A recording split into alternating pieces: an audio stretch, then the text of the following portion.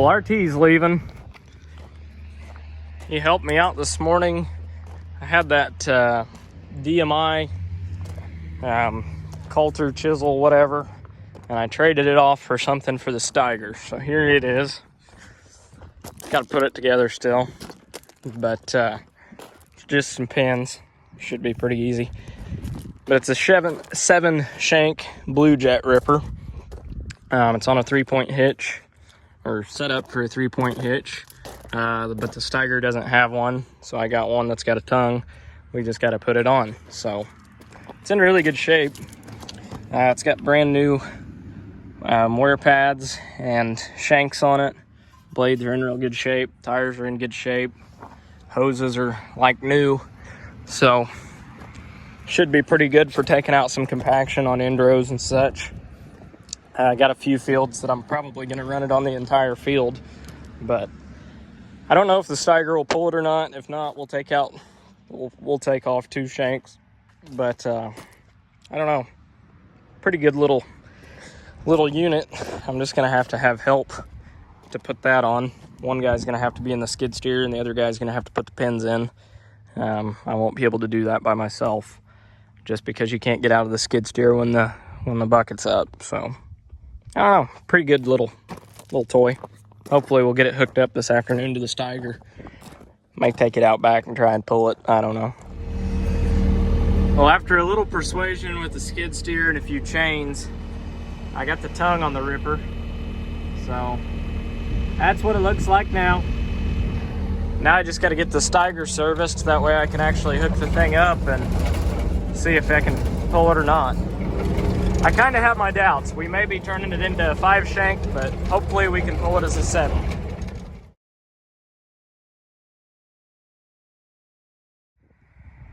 The old wax job didn't turn out too bad.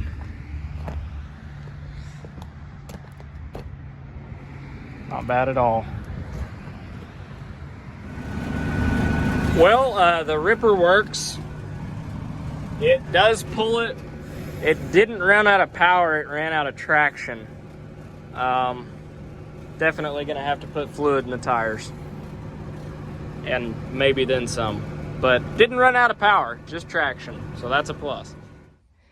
Well, it's time this one gets a bath too, I guess.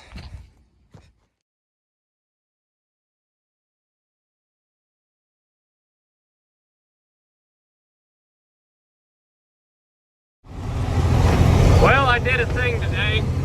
We're driving a new rig home. I'm racing a buddy of mine. He's in my truck there. But obviously I'm not in a pickup.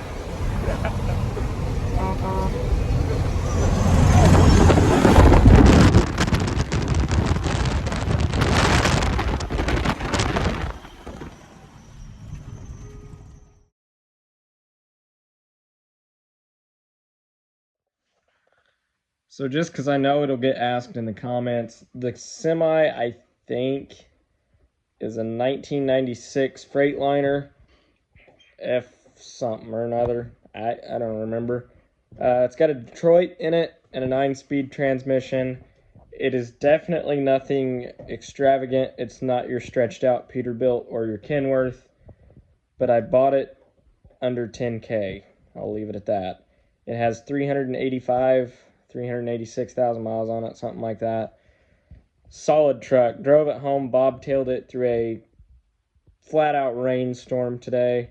Bought it over in Illinois, and it was pouring. And I kept her between the ditches. There's a few times it was questionable because basically it was raining so hard you couldn't see the road in front of you. And then there was a few places where the water was totally over the road. When you hit that with a semi and no trailer on it, it makes you pucker for a second. But anyhow, solid truck, not leaking hardly any oil, which is amazing. It's actually a miracle of God that a Detroit diesel motor is not leaking oil. So, if it does start to leak, it's got a little on it, but that's just sweat and horsepower. But solid truck. But yeah, I know people will be asking the specifics on it. It does have a wet kit, and I plan on getting a dump trailer for it. And the Volvo is still here for now. I don't know how I feel about that truck. It's a good truck, but it's a Volvo. I don't know. I don't have a reason to get rid of it. But if something came up to replace it, I would consider it. I don't know. It's a good truck though. But I don't know, that Freightliner's a lot more fun to drive than that Volvo is. I mean, and that Volvo's 10 years newer than this Freightliner is. But I don't know. I kind of like driving the Freightliner better. But that's just me. It's cool. It's red. The Volvo's boring and white. I don't know. But anyhow, that's what it is. So before people ask a bunch of questions, I'll try and answer the questions in the comments. But it's got good brakes. It steered excellent. Steering's tight. Got plenty of power. Little bit of blow by, but not a lot at all. Everything's tight though. Not super rusty. There's a few things we'll probably replace on it. But pretty good truck for the money. I mean, I feel like for what I paid for it, I definitely didn't go wrong. That'll definitely make harvest nice, having two trucks, especially if I got a guy to run one, because one can be at the grain bins or at the grain elevator dumping while the other one's getting filled with the combine. So whether that's me driving the combine or me driving a truck or whatever, just having somebody else this harvest and a second truck should speed things up tremendously, especially with a lot of corn that looks very, very well this year. Well, we just got home. Sharp looking rig sitting there. And another sharp looking rig sitting there.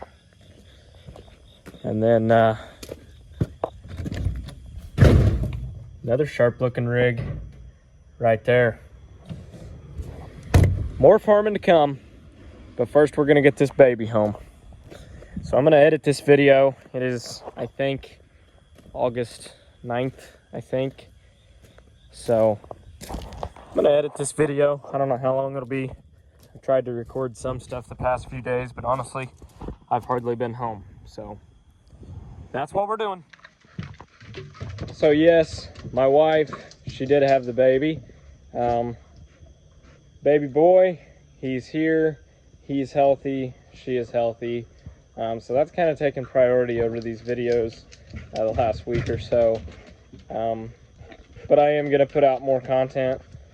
So this video, we got 3 new things. We got a new ripper, we got a new semi, I got a baby boy. So life's good. But if you do enjoy the videos, don't forget to subscribe. I will be putting out plenty more. If you don't like the videos, I guess don't subscribe. I mean, that's cool too, but whatever. So if you guys like it, stay tuned, subscribe. There will be more. Harvest is right around the corner. We caught some perfect rain today. We got about 1.5 inches. So that should finish out most of the early soybeans. Wow, I've got a lot of light bulbs out. Just noticed that. Well, I've known it for a while, but it's really showing up in this video. Anyhow, got a perfect rain today.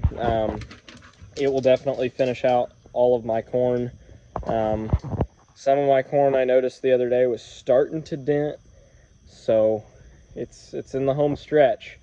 The early soybeans, they're definitely starting to fill out pods. Even some of the later beans are starting to fill out pods. The early beans, they look phenomenal. They are potted. There's just pods stacked on top of each other. They look very, very good this year. So those should be fun to combine with new draper. But very fortunate to have an excellent growing season this year. As a farmer, you won't hear this said much, but we have had dang near the perfect growing season here this year. And I know a lot of parts of the country have struggled this year. Heart goes out to those guys. I know it sucks. But you know, we all take our turns getting good weather. We all take our turns getting bad weather. Fortunately here, for this immediate area, we have had very, very good weather this year. So like I said, if you guys enjoy watching, don't forget to do all the YouTube shenanigans stuff, and stay tuned for the next one.